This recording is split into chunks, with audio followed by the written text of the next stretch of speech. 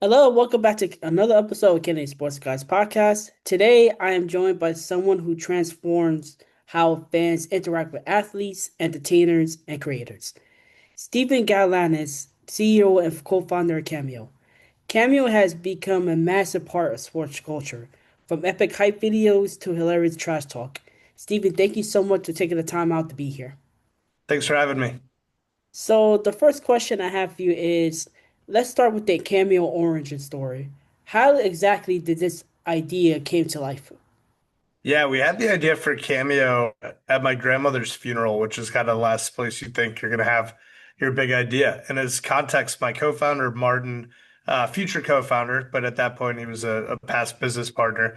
He had just become an NFL agent, and he had this idea because he had some ties to the movie industry previously that if he could sign a big defensive end with a big personality and like a superhero look, maybe he could backdoor into finding the next Rock or Jason Momoa. So we ended up signing this guy, Cassius Marsh, who was at the time maybe a third or fourth round draft pick of the Seattle Seahawks. He was in his rookie year. He was still just trying to make his way in the league, but there was no off the field endorsement money available to like a backup rookie, if that makes sense. Mm-hmm. And Martin pulled out his phone and he showed me a video because he really felt like this guy was a star. And he showed me a video of him congratulating this guy on becoming a father. The video was so good. The second I saw it, it was like the eureka moment, and I'm like, that's the new autograph. So the next question I have is, when you first pitched Cameo, especially to athletes, what was their initial reaction? Were people confused, excited, skeptical about the product? Yeah, I mean, look, imagine at the very beginning, right? Today you could go on Cameo and there's thousands and thousands of athletes on it, right? So if you're Mm-hmm. a basketball player and you're like, I don't know anyone on it, I can be like, look, Kareem's on this thing and James Worthy and TV. It's like the roster is so deep that the people that they looked up to or their peers are on the platform. Back then, it was like, how cool would it be for fans to get personalized video messages from you, pay you? You're effectively getting paid to become more beloved, paid to become more popular. And the first question they ask is, who else is on it? And at the very beginning, it was like, well, nobody's on it. Mm. They're like, well, how much money can we make? I don't know. I've never sold one, right? So it's the classic chicken and the egg when a marketplace business starts. You have to build up both the supply side and the demand side. But the second we did our first video, that same player, Cassius Marsh, I was talking about in the first story, ended up making a video for this little girl in Seattle. It was her birthday. And she was so happy she started crying when she got the video, and the dad recorded the whole thing. So now instead of talking about how much money people could make, I could show my phone and say, hey, don't you want to make people feel like this? And, we've been very lucky that many people said yes. So sports exploded on Cameo very early on during Cameo's early years. Why do you think athletes connect so well with this platform compared to other public figures? Well, first off, it was us trying to solve a problem that we saw as college athletes ourselves. So Martin and I, were in college at a time before NIL, right? So Martin was a track athlete and ended up walking onto the USC football team like right after they won the national championship, like Matt Leinart, Reggie Bush era. And he had friends that go from selling out the Coliseum to like they don't make the NFL and they're the parapro at their high school coaching JV football, right? And I was at Duke 2010. I played club hockey there, but I was there when, John Shire and Kyle Singler and those guys won the 2010 national championship. I And, remember. and I remember a few years, a few months after that, some of my buddies that were on the team that didn't make the NBA because it was a lockout and maybe they were in the D League, yeah, they're hitting me up like, hey, bro, can you Western Union me $300? And right at that time, that documentary broke on ESPN came out, the 30 for 30, that said 85% of NFL players go broke 5 years after playing their last game. So Hmm. all these things we were thinking a lot about, and we saw them being big problems, not just to the people that you'd see in that documentary, but to people we knew, people we were friends with. And we felt that there was this gap that the internet had been creating where people suddenly were more famous than rich. And we really wanted to help them monetize their social in a way that didn't seem sell out, but a way that actually got them paid to become more beloved. So the next question I have is, was there any athlete or sports personality who surprised you with just how good they are at cameos. Someone who personality just pops out on video. Well, I don't know if it's a surprise, but if you've seen Ray Lewis's cameos, it's like those make you want to run through a wall. Um, Brett Favre's somebody that like obviously I'm a Bears fan, and Brett has maybe of all the athletes become just a really good friend of mine from this platform, and he makes so many amazing videos, and I've seen him be, and even though Brett's, there's people that like Brett's never gonna like he's not a TV broadcaster, he's not a Troy Aikman, who also does great cameos. But Brett's just done like unbelievable, heartfelt messages, like really great at motivating. But I'll tell you a funny story that literally just happened this week. I'm in a pretty high stakes fantasy football league, and we got knocked out of our playoffs by 3 points. And I don't know if you saw the Lions Rams game last week, Oh yeah, but I did. but Colby Parkinson had this touchdown that now everyone on Twitter is saying should not have been a touchdown because his knee was down at the 1 yard line before he got in, and it didn't get reviewed or it passed reviewed, and I don't know, it wasn't conclusive, but there's pretty like if you go on Twitter and you go down the rabbit hole on this, there's a ton out there. So me and of course, this week we're knocked out of the playoffs, but we have the best team. Like we should have won the league. And like we would have beat any of the teams in the playoffs remaining this week. So me and my co-coaches were texting back and forth about it. And I go on Cameo and I realized that Colby was on. So I sent him a request late last night, midnight last night, Chicago time. I'm like, hey Colby, it's Steven, CEO of Cameo. And I just wanna ask, me and my co-coaches have been distraught over getting knocked out of the playoffs by 3 points, and your touchdown against the Lions was really the difference. And I put the screenshot in. I'm like, it looks like your knee was down, but give us the honest truth, like what happened? And within 5 minutes, he sent me the Cameo back, and he's like, "Hey, Steven, thanks for writing in. Coach Yoni and Coach RJ, I just want to let you know the refs," and he had the biggest smile on his face.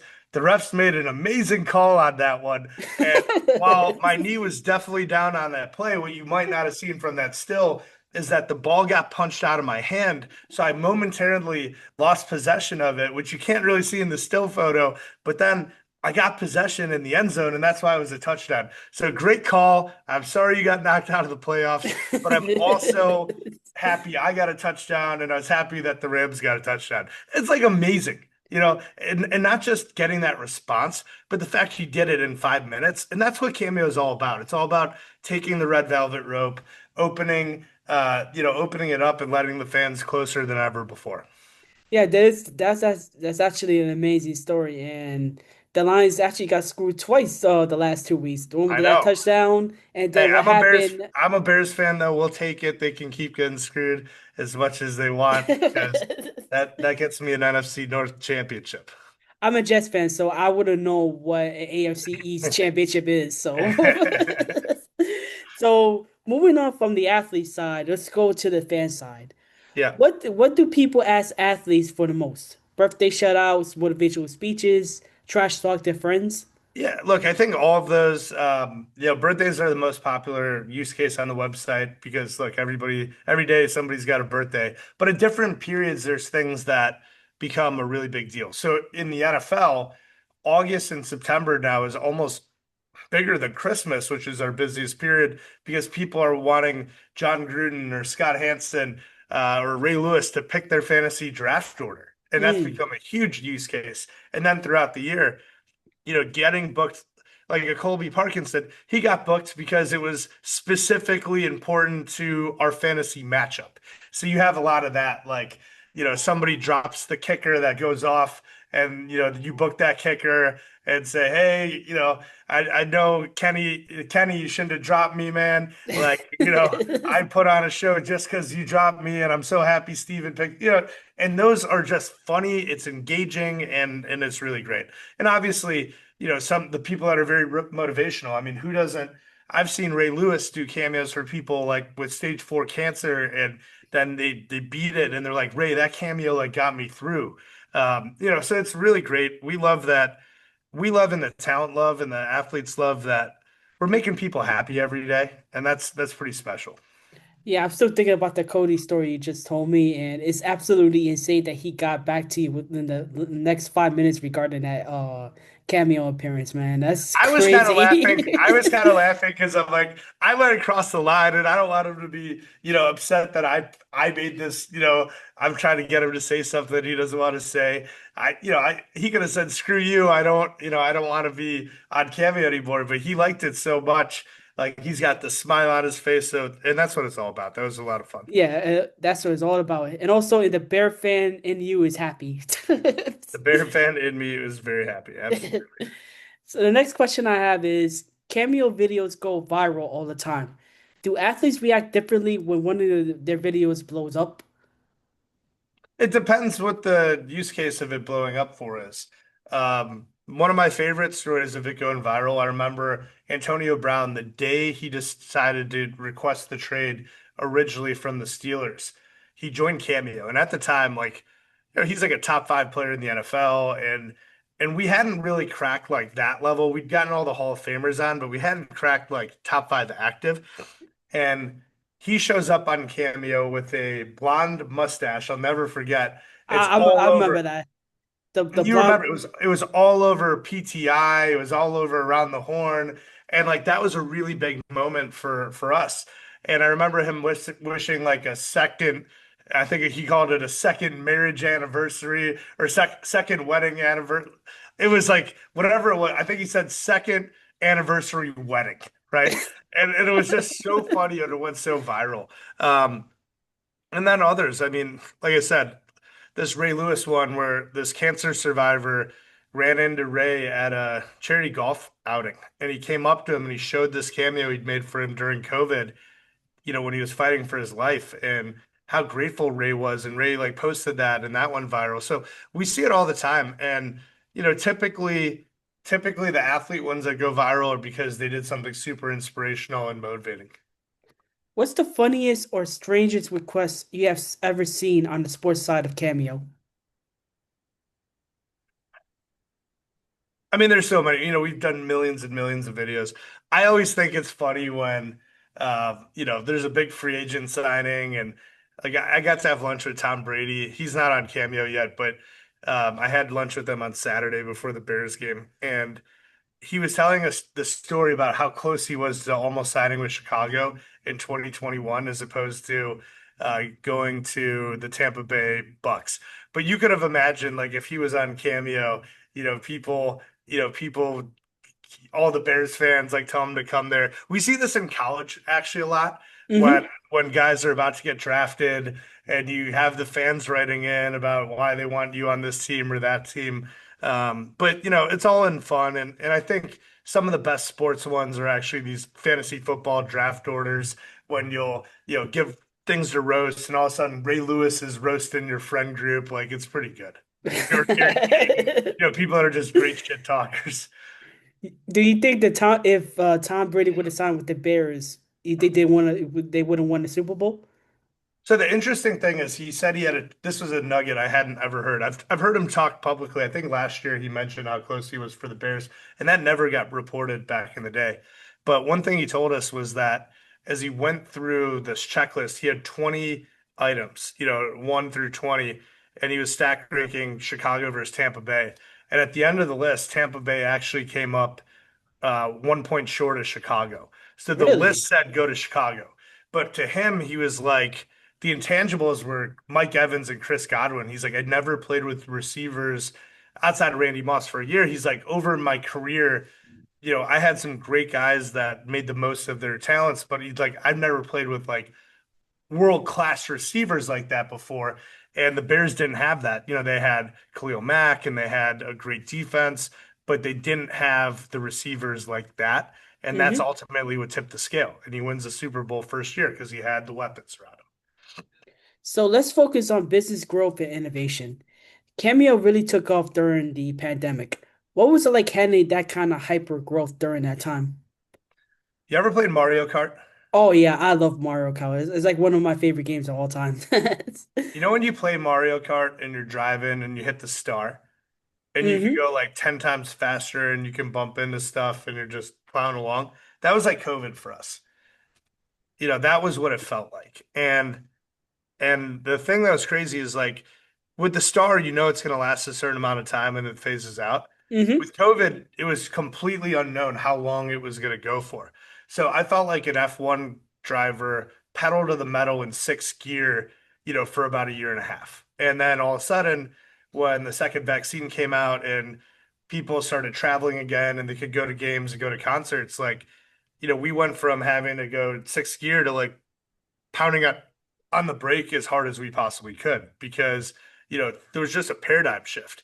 And for us on both the supply side and the demand side, COVID was a big tailwind. The athletes were on Cameo because they're either not playing sports, their games are canceled, or they're in the NBA in a bubble, right? And they missed the fans and they wanted that interaction because nobody was in the stands. There were no meet and greets, there was no public appearances. And they missed that. These guys like to they play for the fans. They know they know who's cheering them on and paying their salaries ultimately. And then on the fan side, I mean, think about how many of the best moments you've had with your friend group, like going to a game, it's somebody's birthday. Hey, let's go to the Jets game, or let's go see the Knicks game, whatever.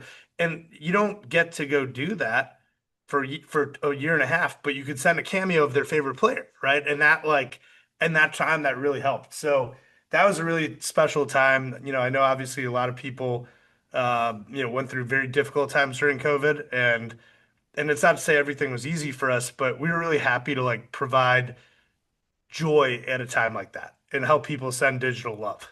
In a time that joy is needed, actually. And I always like appreciate that because the world needs more joy, especially during that year because everybody was locked out and everybody was kind of worried about what's gonna happen next.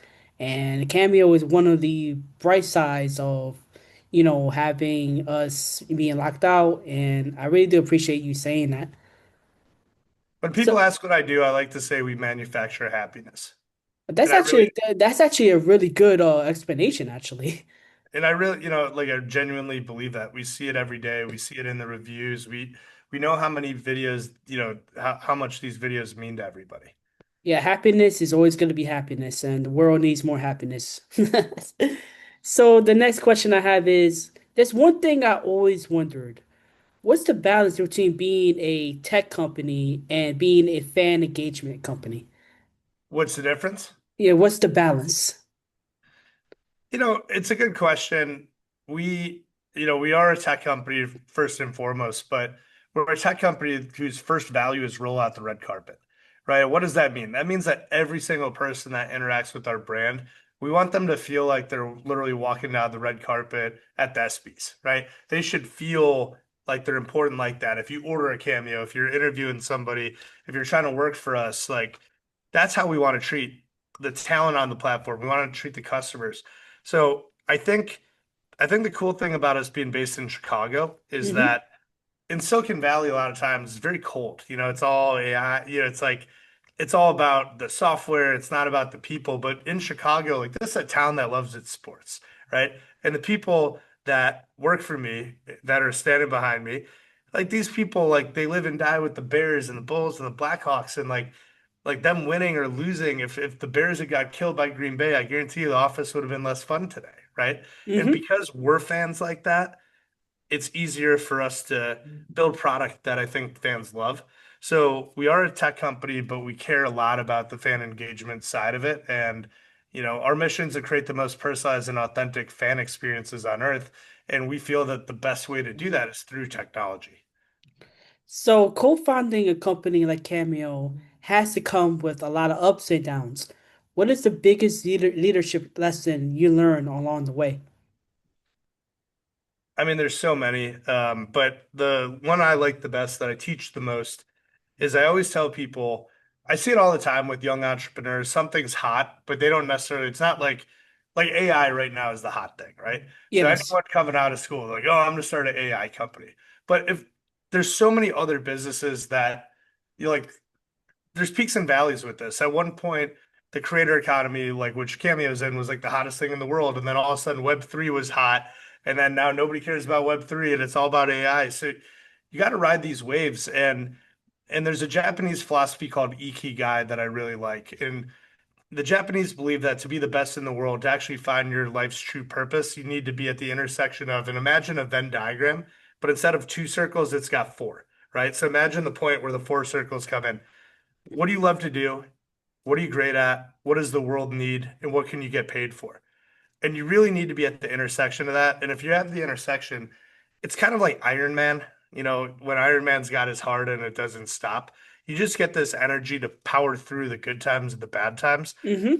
And I just think that, building to your life's purpose and finding your ikigai, that's really what it takes to do something great because staying in the game is so important and compounding impact of just staying in the game and every day that I'm not 9 years ago I would have killed to have had lunch with Tom Brady, right? And today that's just that's just the Saturday, right? And there's always, tomorrow it's gonna be somebody else. And you get that by staying in the game for a long time and doing good and building great relationships and just kind of, building brick by brick. There's no shortcuts.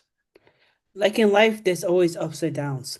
Was there ever a moment where you thought this might not work, and how did you push through it? Our launch was a disaster. I'll tell you this story. So we launched on March 17th, 2017, and we launched with one player, exactly one, Cassius Marsh of the Seattle Seahawks. And that video I told you about earlier, where he was congratulating a guy and becoming a dad, we had him tweet that out to 70,000 people and say, hey, if you want one of these, $20 on this website. And we thought all he was going to do is send it out and the site was going to blow up. And I was actually in Scottsdale, Arizona, having dinner with Jason Kipnis, second baseman all-star from the Cleveland Indians, who went to my rival high school. And I'm literally like at the dinner table and I've got my phone and I'm looking at the Google Analytics during launch and he sends the tweet out and nobody comes to the site. And at first I'm like, well, maybe Google's broken. So I remember signing off the site and the dot in Scottsdale disappeared. And when I came back on, the dot came back. So it's like, no, no, no. It's not that Google's broken. Nobody's there. And then all of a sudden, this dot pops up in Renton, Washington, where the Seahawks facility was. And now I'm like, oh my God, now Cash is going to get in trouble from the team because he didn't get clearance on it. And then he starts yelling at Martin, my co-founder, who was his agent. And all these people are talking shit out to him on Twitter. And Cash is like, I'm out. And he was our first investor. And we thought we had lost his money. Martin, my co-founder, quit that night because he's like, I just lost my only client, $25,000. Ooh. And that was like a disaster, right? And I don't know why it happened, but eventually this guy, signs on and he pings me and he's like, "Hey, I'm trying to book a video, but the site's not working." So I'm like, "Hey, just send me that video." And then that turned into that reaction video that actually gave us the thing that I needed to show people to get them on. So again, it's just it entrepreneurship is a game of resilience, it's a game of pain tolerance, but if you love what you do truly and it's your ikigai, you can get through the tough times. How do you stay creative while running a fast-growing company? It's the type of thing that we talk about all the time. And I think for a while, Cameo got so big and it got so corporate that the fun, scrappy things that we used to do, we didn't do anymore. I'll give you a good example. Our margins, we take 25 to 30% of every video. So when brands are doing 20% off, 30% off Black Friday, like we basically can't really compete with that historically. So even though our margins were great, one year what we did was our first Black Friday sale, we ended up making the sale 6.9% off, right? Kind of sophomoric humor, but like people saw that, they liked it, they shared it. And that's the type of thing that like we wouldn't do for a few years there during COVID when things got woke and things got too big. But I think that scrappiness of doing things that are funny and good enough to share is important. Another one that I remember at the very beginning, we were really struggling hiring engineers. So my co-founder Devin, who was leading our CTO and leading product and engineering at the time, hired one of those planes with a banner and flew it over Facebook. And he said in Silicon Valley, and he said, "Tell Mark you quit. Cameo.com/jobs. Apply now." Right. And like that's the type of thing that it's in our DNA. Like we've had billboards in Times Square, like that's the type of stuff that I love. Like it's all about making noise and it's all about creating content that's good enough to share. All right, Steven, we're closing out with some rapid fire questions. Quick answers only, okay? Yep. So, number one, funniest athlete on Cameo. Uh, Funniest athlete. I mean, I think Antonio Brown in his day was the funniest. Your all-time favorite Chicago athlete. Michael Jordan. It's the only answer. Walter Payton, I didn't get to see because I was born in '87, so I don't remember him. But I got to live through Mike, so it's hard to argue that one. Yeah, I was born in 89, so I remember Michael Jordan's career very, very well. If you could get a cameo from any athlete ever, dead or alive, who would it be? Eddie Belfour, who was the goalie of the Chicago Blackhawks when I was a kid, and I played goalie all through college. But that was my guy, Eddie Belfour. A cameo request that made you laugh out loud. This Colby Parkinson one I just did. I literally was dying laughing when I sent the request, and when I saw the video, I couldn't believe it. It was so funny. Steven, this was fantastic. Cameo truly changed the game for fan engagement, especially in sports, and getting your insight was very, very awesome. Everyone listening, please make sure to check out Cameo and support your favorite athletes and creators. Steven, thanks again for joining me on the show. Thanks, Kenny. And that wraps up another episode of Kennedy Sports Guys Podcast. If you enjoyed this one, hit that follow button. Follow me on Twitter at Kenny_sports, Instagram at Kenny Sports Guy 1, and TikTok at Kenny Sports Podcast. You can catch this episode on Spotify, Amazon Music, iTunes, and all streaming platforms. This is Kenny Severa, and I'm signing off. That was actually really good. I hope it's really good.